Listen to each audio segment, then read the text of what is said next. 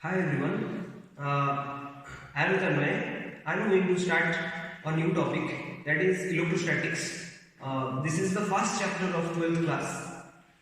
So, in this lecture, we are going to discuss about electrostatics and Coulomb's law.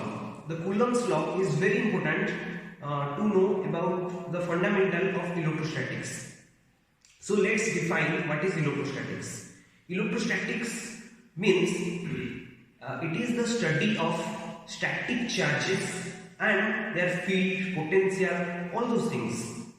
What is static charges? So in electrostatic, basically we always deals with static charges. Static means the charges, the charged particle, either positive charge or negative charge, which doesn't moves, that remains static with respect to time. Suppose with the duration of time, our charges are not moving, then that is called a static charge. Understood? So static charge comprises of a force, a potential, or electric field. So this charges produces a field. This charges produces a force due to its magnitude. That is called these are the properties of this static charge. So now I am going to discuss about the Coulomb's law. So let's define it. Coulomb's law, it quantifies the amount of force between two stationary charges, stationary or static, both are same things. So you can see the important thing here is the amount of force between two stationary electrical charge particle. Here you can see this, the force is equal to K Q1 Q2 by R square. This is the formula.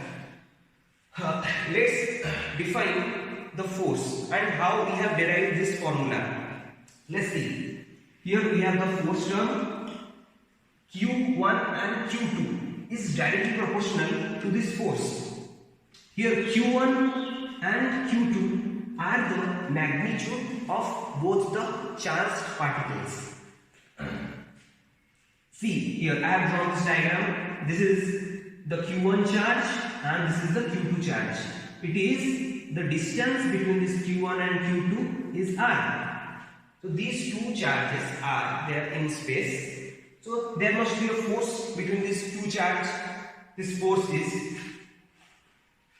force, we can define this force by their magnitude, and also it depends on the distance between them. So the force is directly proportional to the product of these two charge, and this force is inversely proportional to the square of distance between them. So here we have defined this, the first thing.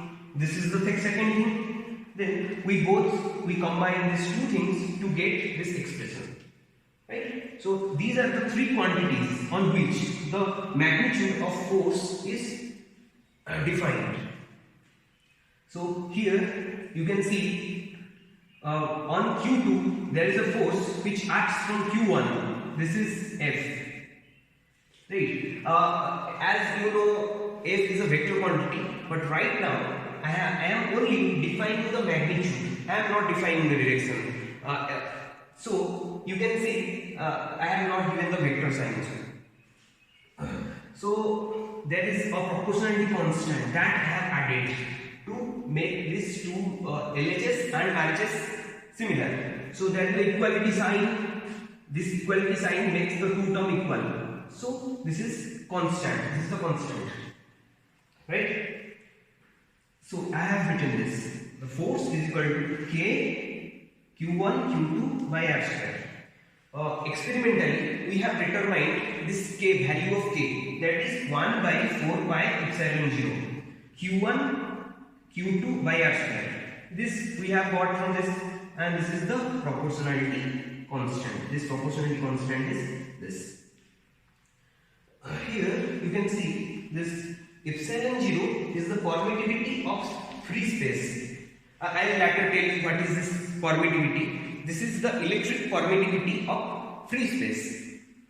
So what are the dimensions of K? This is very important for it always asks in JEE this what is the dimension. So let's define the dimension of this K. So you see we have the formula is K Q1 Q2 by R square. So force has a unit of Newton, right? Force has a unit of Newton, and Q1 is Coulomb, and second is also Coulomb, right? And we have R square is what? Meter. This is meter square, and this is K. If this goes to this side, then Newton meter square divided by Coulomb square. So here we got this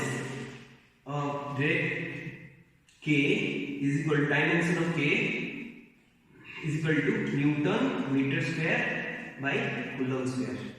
Right? This is the SI unit of Newton meter square or Coulomb square. This is called the dimension of K. Next, we are going to discuss about the force of interaction between two charges separated 1 meter apart with 1 coulomb of charge each. This is the question. You have to do this question. Just try out this question. Pause the video, try out this question. I will be discussing the answer, how we can do the answer. Right? So, what is given in this question? What is given? We have two charged particles, each of 1 coulomb. So consider two charged particles. According to the formula, we have to determine the force.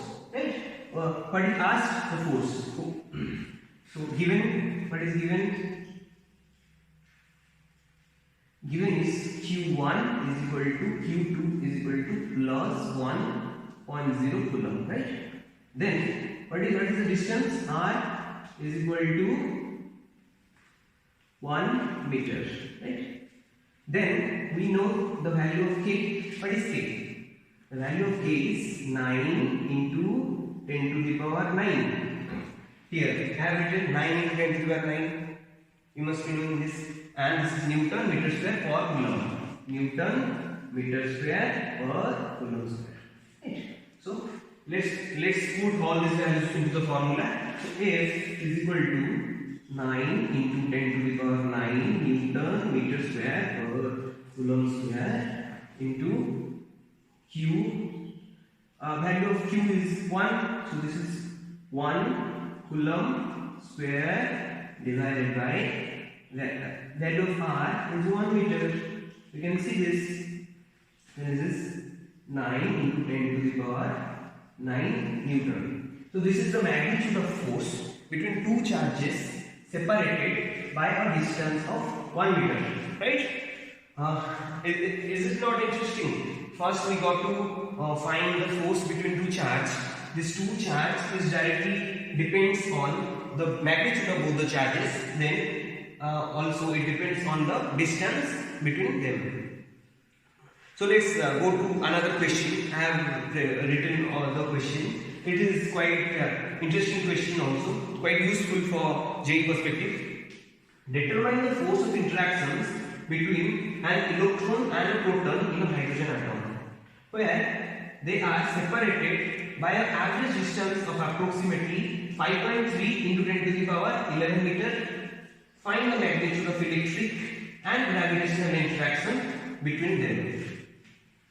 So let's go to the question. What is asked in this question and what is given? So let's see. The question asks that find the magnitude of electric and gravitational interaction between them. What is this interaction? Interaction means we need to find the forces. Right? So you can see what is given. Given is we have an electron and a proton in a hydrogen atom. You know, in a hydrogen atom, this is the hydrogen atom having a single nucleus. In nucleus there is no neutrons, so there is one proton, right? This proton have a positive charge, and there is the electron which moves around this nucleus, right? This is the electron. Electron is having a negative charge, so how we have to determine the two forces. First one is the electric forces and the second one is the gravitational forces. Okay, you already know about the electric forces. What is this electric forces? The electric forces is the electrostatic force. You see, both the charges, combination of both the charges consist of the electric forces, right? So you know the gravitational force. What is gravitational force? This is F G is equal to G. G is the gravitational constant, universal gravitational constant, and this is the product of mass m1 m2 divided by r square. So these two are the analogous term. You can see here we have the q1 q2, here we have the m1 and m2 in gravitational force. The gravitational force is directly proportional to mass of this product of the mass, inversely proportional to distance between two objects. So on the basis of mass, we can define the gravitational forces. On the basis of electric charge, we can define the electric forces. Here you see, I have already written. You can also try it at home. This is the electric forces. From the formula, we have determined this. So charge of electron is 1.602 into 10 to the power minus 19, and charge of proton is 1.2 into 10 to the power minus 19 coulomb. This is the charge of magnitude of both the electron and proton's charges,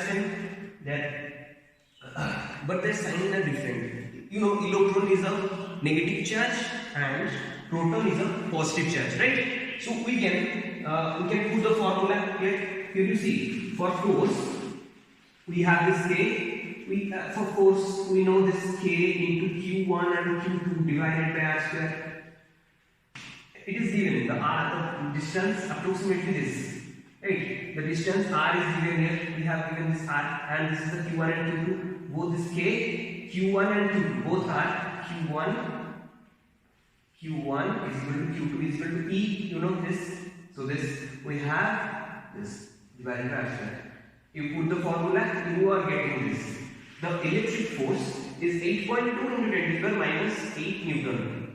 Here, let's define this gravitational force. What is gravitational force? Gravitational force is the product of both the masses. Mass of electron is this, mass of proton is this. So divided by r square. Similarly, you know the mass of electron. What is the mass of electron? This is 9.1 into 10 to the power minus 31 kg, right? And this is mass of electron. What is mass of proton? 1.67 into 10 to the power minus 27 kg, right? Always you need to define this mass, force, everything in SI unit. Otherwise, you will not be getting the result. If you will get put the masses in SI unit like in kg, you will get this in Newton. So we can compare this. So we got the gravitational force as 3.6 into 10 to the power minus 47. You see how big this electrostatic force is and how small this. This is on the order of 10 to the power minus 47. This is very small. This gravitational force. Right now I am calculating the magnitude of both the forces. So you see this is the difference of the magnitude of both the forces of these two. So all over you can see here that through Coulomb's law we get to know the forces between two charged particles which are separated by a distance. Right? This distance is direct distance. You should calculate the minimum distance between Q1 and Q2. Right? Here, force is inversely proportional. I am summarizing all those things what I have taught here. You get this. The force has a formula of this. Then yes, I was talking about this electric permittivity. Currently it is derived that 1 by 4 pi epsilon 0 is equal to 9 into 10 to the power 9 Newton meter square per coulomb square. Here epsilon is the electric permittivity. Right? It is defined, and epsilon has a value of 8.85 into 10 to the power minus 12. It has a numerical value. So you see this.